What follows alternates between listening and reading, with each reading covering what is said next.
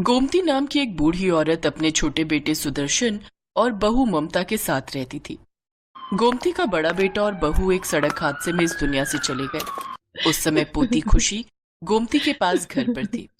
अब इस दुनिया में गोमती की पोती खुशी का अपनी दादी के सिवा कोई नहीं था, क्योंकि खुशी के चाचा चाची स्वभाव के बहुत खराब थे। चाची, दादी की तबीयत बहुत खराब है, आप दादी से काम मत करवाओ, दादी को बुखार है। चल हट, बड़ी आई दादी की सगी। ओ बुढ़िया, अभी तक तेरे से बर्तन नहीं धुले? कपड़े कब धोएगी फिर? बस धुल गए बहू, शरीर बहुत दुख रहा था, तबीयत बिल्कुल ठीक नहीं है। रोज रोज का बीमारी का बहाना यहाँ नहीं चलेगा। तुझे और तेरी पोती को घर में रहने की जगह दी है। शाम को मेरी माँ और बहन मुझसे मिलने आ रहे हैं। इसके बाद रसोई में जाकर उनका खाना बनाना, समझी? और साथ में अपनी पोती को भी लगा, सारा दिन इधर उधर घूमती रहती है। दादी लाओ, मैं आपकी मदद करूं। आपकी तबीयत ठीक नहीं है। दादी, चाची बहुत बुरी है।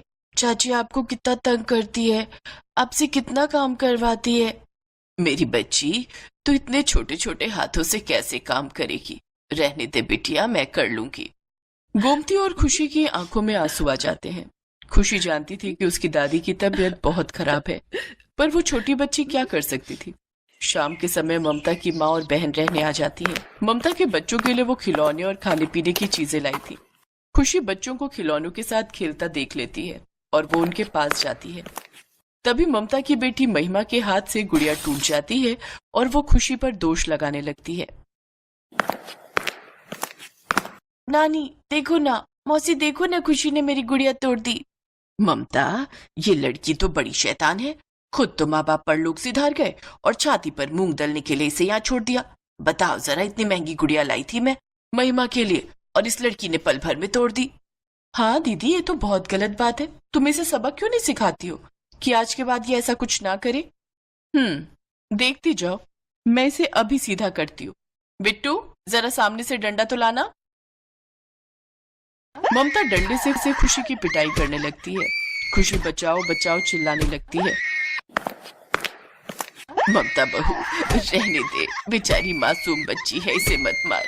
ममता ममता, मैं तेरे आगे भीख मांगती हूँ, इसे छोड़ दे। सुदर्शन बेटा, अच्छा हुआ तू आ गया।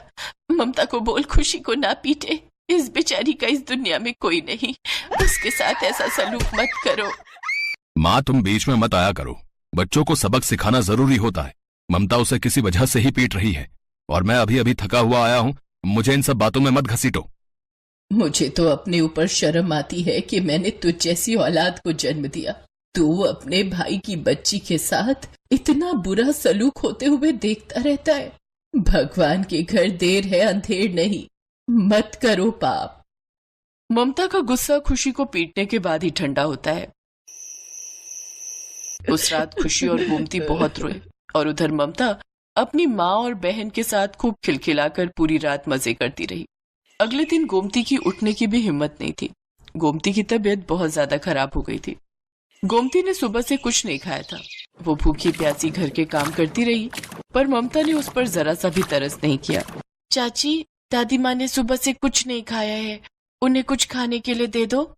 तो मैं क्या करूं? हम सब घूमने जा रहे हैं। घर में कुछ नहीं है खाने को। रसोई को मैं ताला लगा कर जा रही हूँ। भूखे मरो या कहीं चले जाओ, पर मेरा दिमाग मत खाओ। चलो माँ, चलो बरखा, बच्चों जल्दी जल्दी चलो, तुम्हारे पापा गाड़ी स्टार्ट कर रहे हैं। सब लोग घूमने के लिए चले जाते हैं। ममता रसोई को ताला लगा जाती है। घर में खाने के लिए कुछ भी नहीं था। गोमती की तबीयत और खराब होती जा रही थी। खुशी गोमती को बिना बताए बाजार में कुछ खाने का लेने के लिए निकलती है। वो बाजार में सबसे मदद मांगती है।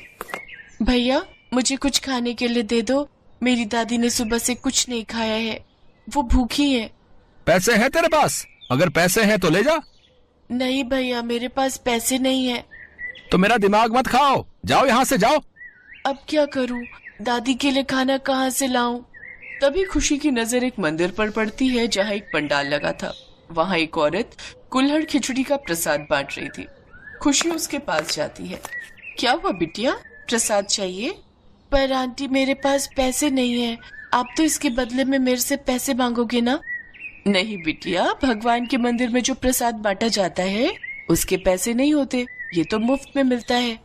मुझे किसी ने भी बिना पैसों के खाना नहीं दिया। मेरी दादी ने सुबह से कुछ भी नहीं खाया है। आंटी वो सुबह से भूखी हैं, उनकी तबीयत भी बहुत खराब है। चाचा चाची सब घूमने चले गए। खुशी के आंसू देखकर वो औरत जिसका नाम मालिनी था वो भी भावुक हो जाती है। मालिनी एक ऐसी संस्था चलाती थी जिसमें औरतों को रोजगार मिल सके। मालिनी कुल्हड़ खिचड़ी बनाने का कार्य करती थी। पूरे सप्ताह अलग अलग मंदिरों में कुल्हड़ खिचड़ी बनाकर बंटवाना, यही उनकी संस्था का कार्य था। ये काम मालिनी पिछले 5 वर्षों से करती आ रही थी। अब मालिनी का परिवार भी इसमें सहयोग देता था। मालिनी पैसे वाली होने के साथ साथ दयालु स्वभाव की थी। ईश्वर के प्रति अटूट आस्था के कारण मालिनी ने लोगों की सेवा के लिए ये समाज सेवा का कार्य प्रारंभ किया। मालिनी खुशी के साथ उसके घर पहुंचती है। गोमती की हालत बहुत ही नाजुक थी। मालिनी गोमती को हॉस्पिटल में एडमिट करवाती है। गोमती की तबीयत में सुधार आ जाता है।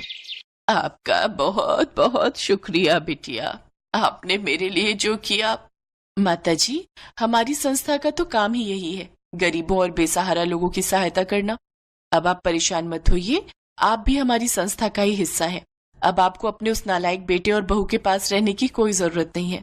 हमारी संस्था की तरफ से आपको रहने की जगह और काम दोनों मिलेंगे। हमारी संस्था कुल्हड़ खिचड़ी बनाकर मंदिरों में बांटने का काम करती है, जिसमें आपका भी सहयोग रहेगा। बहुत बहुत शुक्रिया मालिनी जी, आप तो हम दादी पोती के लिए ईश्वर का कोई रूप बनकर आए हो। सचमुच कभी कभी पराये भी अपनों से बढ़कर हो जाते हैं। गोमती अपने बेटा बहू का घर छोड़ देती है। अब वो मालिनी के साथ समाज सेवा का काम करती थी। कुल्हड़ खिचड़ी बनाने में गोमती अपना पूरा सहयोग देती थी। गोमती देखती है बहुत सी बेसहारा महिलाएं इस कार्य में मालिनी को सहयोग देती हैं। मालिनी एक अच्छे स्कूल में खुशी का एडमिशन भी करवा देती है।